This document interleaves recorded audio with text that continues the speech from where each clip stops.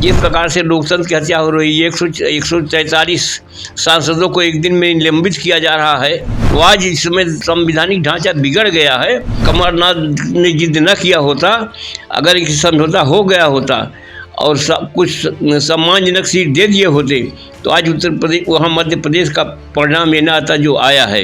अमेठी की निश्चित रूप से राहुल गांधी को सीट मिली है और कांग्रेस को सीट मिलनी चाहिए और राहुल गांधी वहाँ के प्रत्याशी होंगे। सुल्तानपुर की सीट जो है अमेठी की कांग्रेस को मिलनी चाहिए, सुल्तानपुर की सपा को मिलनी चाहिए। जिले की क्या राजनीति है, और यहाँ पे हमारे साथ मौजूद है पूर्व विधायक हरिचरण यादव जी। 2024 में क्या लग रहा है, क्या हो सकता है? 2024 का चुनाव का फैसला जो है वो मीडिया में चाहे जितना भी गोदी मीडिया प्रचार करे, लेकिन निश्चित रूप से इंडिया गठबंधन की जीत होगी। एक ही चीज़ इंडिया गठबंधन के लोगों को करना है कि सीट शेयरिंग में उदारता के साथ बहुत ही ज़्यादा सीटों की मांगने की मांग करें। जो जीतने लायक प्रत्याशी हों उनको और जीतने लायक सीटें हों उस हिसाब से चयन करें। जैसे कि मीडिया में उछाला जा रहा है कि अमेठी में या रायबरेली में भी प्रत्याशी दूसरे और भी पार्टियां उतार सकती हैं, उसका कोई असर नहीं होगा। इन क्षेत्रों में मैं मुख्य रूप से अमेठी के विषय में मैं कहना चाहता हूं कि अमेठी में इधर मैं अमेठी में निकला हूं, भ्रमण कर रहा हूं। अमेठी में चारों तरफ ये मांग है कि राहुल गांधी दोबारा लड़ें। नहीं, राहुल गांधी दोबारा लड़े ये बात तो ठीक है। राहुल गांधी की तो और जगह भी जिले में, इसी जिले में नहीं कई जिले में मांगे हैं। ऐसा तो नहीं है सिर्फ अमेठी। राहुल गांधी एक ऐसा चेहरा है कि कोई भी जिला उनको हो सकता है।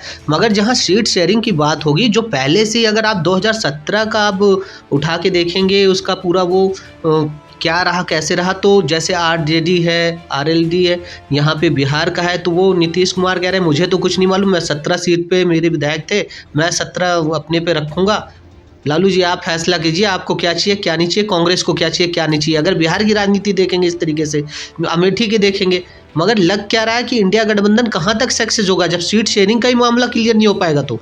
नहीं, निश्चित रूप से सीट शेयरिंग में समय लगेगा, लेकिन हर दल का इस समय जो है जिस प्रकार से लोकतंत्र की हत्या हो रही है, 143 सांसदों को एक दिन में निलंबित किया जा रहा है, पूरे सत्य के लिए एक तरफा पार्लियामेंट से कानून बनाए जा रहे हैं, तो आज इस समय संवैधानिक ढांचा बिगड़ गया है। इसलिए हर दल के नेता चाहते हैं और सोचते भी हैं। ये तो होता है कि हर दल के लोग लड़ना चाहते हैं, लेकिन आखिर में निश्चित रूप से गठबंधन होगा और जहाँ जो जीतने लायक प्रत्याशी जो सीटें होगी उस हिसाब से समझौता होगा और इंडिया गठबंधन निश्चित रूप से सफलता को प्राप्त करेगा। नहीं, आप कह रहे हैं समर्थन प्राप्त करेगा, सक्सेसफुल होगा, जीतेगा, सारी बातें तो तब मानी जाएंगी जब ये एक जगह बैठेंगे। अगर आप पिछला रिपोर्ट कार्ड देखेंगे, 2017 का रिपोर्ट कार्ड लिख लीजिए, से पीछे देख लीजिए, तो कई जगह कांग्रेस के बहुत अच्छे स्कोर नहीं रहे। ऐसा नहीं, जैसे गलती हुई है उसको कांग्रेस के केंद्रीय नेतृत्व ने स्वीकार किया कि जो उत्तर भारत में छत्तीसगढ़, मध्य प्रदेश, राजस्थान में अगर मुख्य रूप से मध्य प्रदेश में अगर अखिलेश जी को कमलनाथ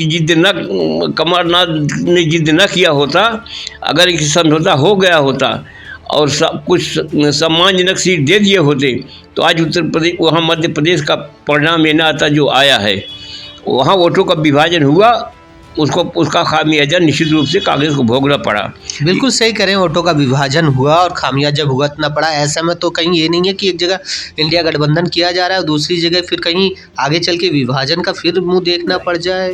नहीं, फिर क्या होगा? नहीं, जहाँ पर और दल हैं, जहाँ पर सीधे भाजपा और कांग्रेस की लड़ाई है, दूसरा दल नहीं है, तो वहाँ तो कांग्रेस मजबूती के साथ लड़ेगा, अकेले हैं। लेकिन जिन प्रदेशों में विपक्ष की सारी पार्टियां हैं, वहाँ पर निश्चित रूप से सीटों का शेयरिंग होगी और एक प्रत्याशी केवल इंडिया गठबंधन का होगा और वो गठबंधन के नाम पर लड़े।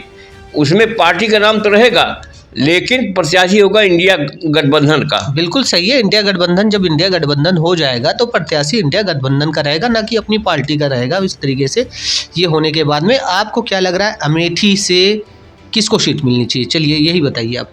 अमेठी की निश्चित रूप से राहुल गांधी को सीट मिलेगी और कांग्रेस को सीट मिलनी चाहिए और राहुल गांधी वहाँ के प्रत्याशी होंगे। सुल्तानपुर से? सुल्तानपुर की सीट जो है वो सपा और कांग्रेस दोनों में भी, मतलब किसी को भी मिले, दोनों। सपा कांग्रेस किसी को भी मिले, अमेठी मान लीजिए आपने कांग्रेस को चॉइस कर दिया, और यहाँ फिर कैसे होगा? यहाँ पे भी कई सीटें हैं, सुल्तानपुर में 5 विधानसभा हैं, एक यहाँ पे लोकसभा है। एक लोकसभा किसके खाते में जाएगा, सपा के खाते में जाएगा कि कांग्रेस के खाते में जाए, ये भी तो जरूरी होता है। नहीं, अब ये तो जब उत्तर प्रदेश में सारे केंद्रीय ये तो फैसला गठबंधन वाले करेंगे। हाँ। ये तो फैसला मान लीजिए इंडिया गठबंधन की सीटों पे, शेयर सीटिंग पे वो लोग करेंगे, वो तो मानते हैं हम। मगर आप लोगों का क्या चॉइस है, आप लोगों का क्या मानना है, किसको आना चाहिए? कांग्रेस के खाते में जाना चाहिए या फिर सपा के खाते में जाना चाहिए?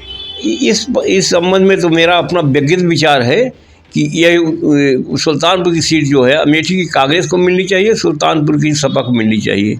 सुल्तानपुर सपा से कैंडिडेट होना चाहिए लोकसभा का, और अमेठी से कांग्रेस का।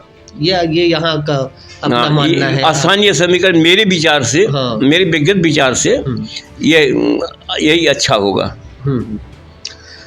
ये थे हमारे साथ हरिचरण यादव जी, जो कि काफ़ी अनुभवी हैं राजनीति में। ऐसे में अभी ये देखना होगा कि यहाँ की जनता का और क्या रवैया है।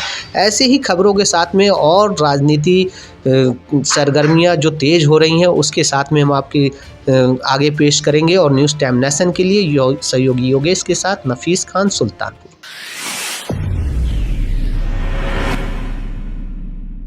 राहत सेवा संस्थान, सर्व मानवाधिकार, मानवता के लिए बढ़ते कदम में आप भी अपना सहयोग करें।